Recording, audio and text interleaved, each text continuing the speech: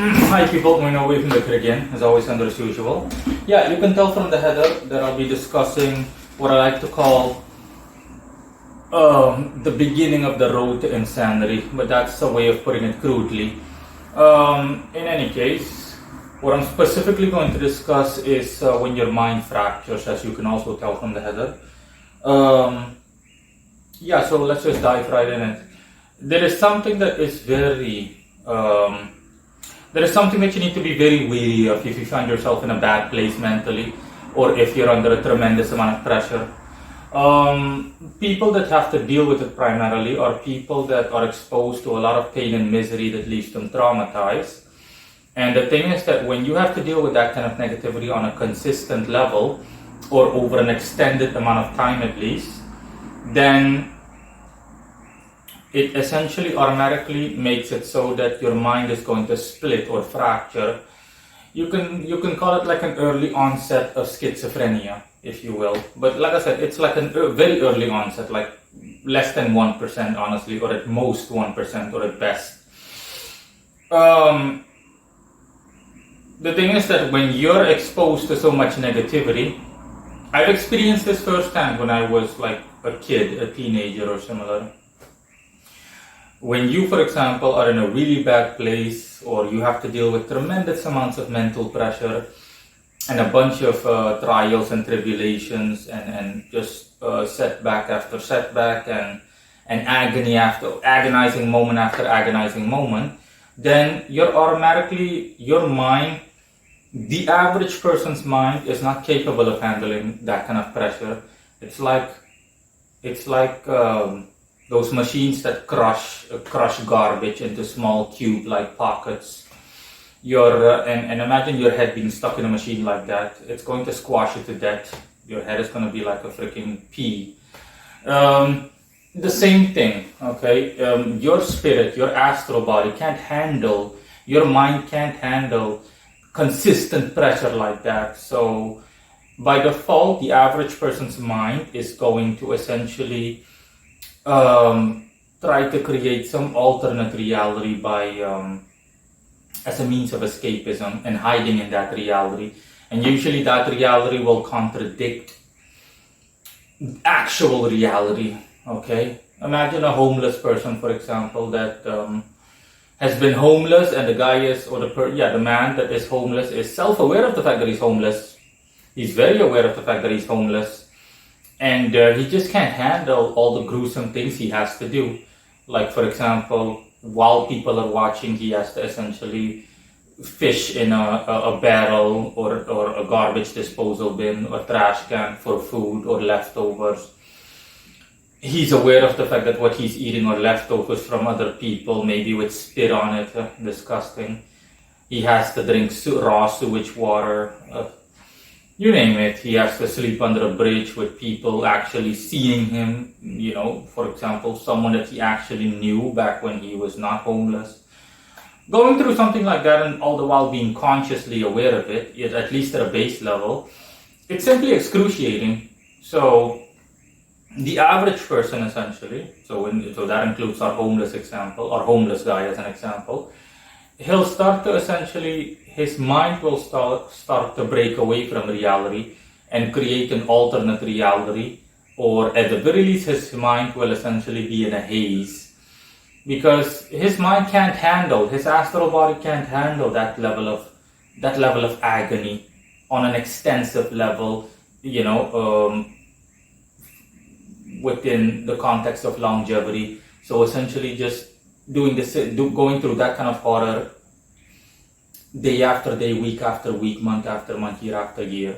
And if the guy's been homeless for like a decade, within that span of time, his mind has either eroded away, honestly, or his mind more commonly has literally just either practiced escapism or is at the very least in a haze. But generally speaking, 9 out of 10 times it will be escapism. So his mind essentially, his astral body, creates an alternate reality in which he does have a house, in which everything is just hunky-dory, in which he's not having any issues or any problems whatsoever.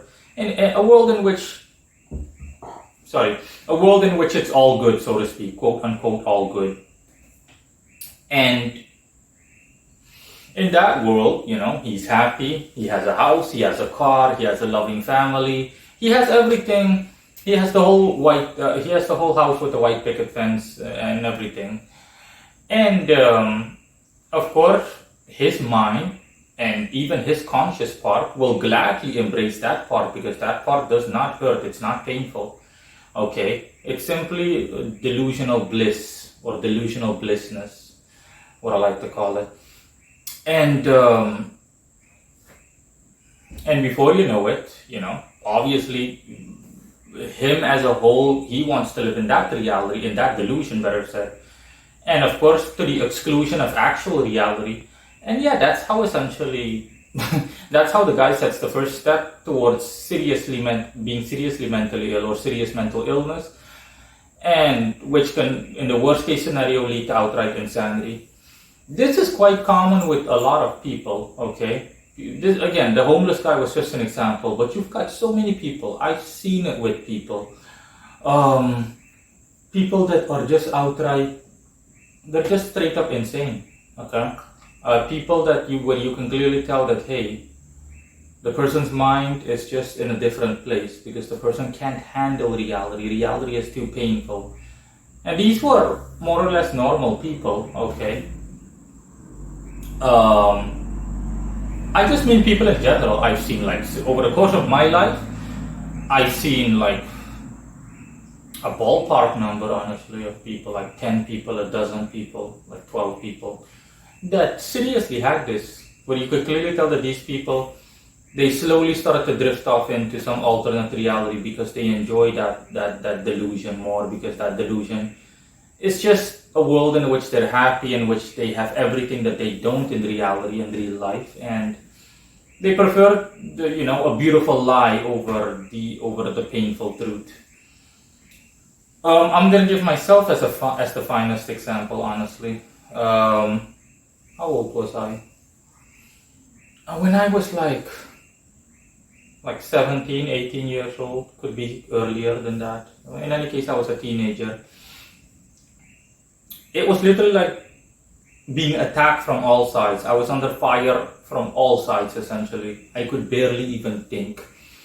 Imagine being under such a tremendous amount of mental pressure that you can barely even breathe. Even breathing hurts. And I mean that literally. Because the level of energy that's on you is just like a bulldozer. Absolutely just crushing you. And when I was in such a really bad place, I felt how my astral body essentially wanted to drift off into some deluded alternate reality in which I was happy and I had everything that my heart desired and everybody loved me and I had no issues and I was just everything that I wasn't in real life. And it seriously happened because I saw how my mind essentially kept going there to the point where I started making like bodily movements for things that happened in that delusion rather than in actuality. And I knew that if it kept going, I stopped myself consciously. I knew that if it kept going, that I was literally just going to go insane. I was going to turn into one of those homeless guys that just talks to himself and just laughs with themselves, and guys whose eyes are like this. This is really seriously horrific shit. Okay, like really gruesome stuff. The stuff of nightmares. And in any case, you're wondering maybe how I stopped it. I simply forced myself. What little willpower I had, I just, metaphorically speaking, just slammed on the brakes and I just said, no, stop. No, absolutely not. Does not matter what happens. It doesn't matter how painful reality is. You stay in reality. That world is not real. That is nothing more than a very toxic way of wishful thinking, or a toxic form of wishful thinking, nothing more. And I forced myself to stay in reality, and I would literally rub my nose in reality. If something was, for example, like wrong with me, or something, something was horrifically wrong with me, or something, you name it, I rubbed my nose in it regularly just to remind myself, stay in reality. If I, for example, can't come up with a good example, a realistic example from back then. let's just say if I, for example, if I smelled bad, that I didn't smell back then, not within the given example, obviously, but I can't think of a proper example, an actual example from back then. I was just a mess overall, so I can't come up with one specific example or an example pertaining to one specific aspect or facet of my life back then. Let's just say that for example, if I smelled really bad, I would literally tell myself, you smell like shit. You smell like shit. You have horrible body odor. Okay? People have complained behind your back that you smell like shit. Deal with it. I literally told myself that, and I reminded myself. For example, back then, I just thought of a good example. I was skinny, like really skinny. How much did I weigh back then? With all the pressure, all the negativity, was like 100 pounds, less even, 80 pounds.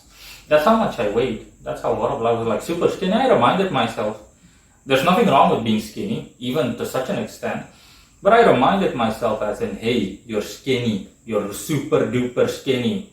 You're not a fucking bodybuilder. You're not Conor McGregor or anyone, no. You're super skinny. Stay in reality. You're super duper fucking skinny. You can barely lift a fucking grocery bag. I was brutally blunt with myself, and I almost borderline chastised myself. Just so, I deliberately did it because I essentially, it was my way of punishing my mind. Okay, the second I saw that my mind wanted to drift off to that delusion, I kept it's the metaphorical or the mental equivalent of slapping someone, bah! Don't do that shit. Bah! Stay in reality. That's not real. You stay here. Okay? This is real. All the shit around you, that's real. Every single day I'm gonna remind you of it. That's essentially what I did to my mind, and it worked. But like I said, even back then, despite all of the negativity, I still had the willpower, however little willpower, I still had the willpower to make that happen. But the thing is, listen, most people are not like me. Not that I'm putting myself up on a pedestal as always and as usual, but most people don't have the willpower I do, so they don't. And most people will succumb to stuff like that. I've seen it happen with people. Okay, reality sucks, that's their logic. Reality just sucks, I'm broke, I'm ugly, I have nothing or no one. I don't see a future for myself. And these people, with life being such a dead end, and them, regardless of whether they want to or not, being reminded of it, at least at a base level, day in, day out, they just have no way out. And, their mind naturally fractures from all of that hardship and all of that pain and misery. And it fosters nothing but negative feelings like regret, a feeling of feeling sorry for yourself, sadness, melancholia, and it just, again, the aforementioned happens, and they just succumb to it. They're not strong enough, nowhere near strong enough to do what I did, so they just succumb to it, and before you know it, for the most part, the only part of them that is in the real world, okay, that is in actual reality, is just a base form of themselves. The part that needs to quote unquote pay bills. They just go about everything on a day-to-day basis. They go through life like zombies, let's just put it that way.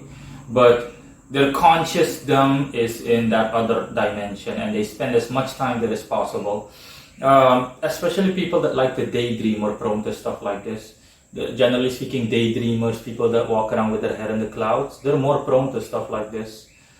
They just spend hours upon hours like in a haze, and they live in that alternate reality where everything is so beautiful and they have everything their heart desires, and it's just so beautiful, and it just goes on. And again, it just keeps going, it just keeps exacerbating itself, and things just keep getting worse and worse and worse until these people are essentially, like I said, worst case scenario is that these people are officially insane. They're officially mentally gone. They're 99% of them is there, and it essentially impedes so much with even their base level ability to operate in real life, in actual reality, to the point where they just lose what little they have, and before you know it, they're alongside the street, or they're in a psych ward, and game over, honestly. Or at the very least, that's it in the long term until something super drastic happens, something literally and figuratively speaking life altering. But yeah, that's it in any case, you guys. As always, let me know if you've got any questions or comments, and I'll talk to you guys some other time. Bye.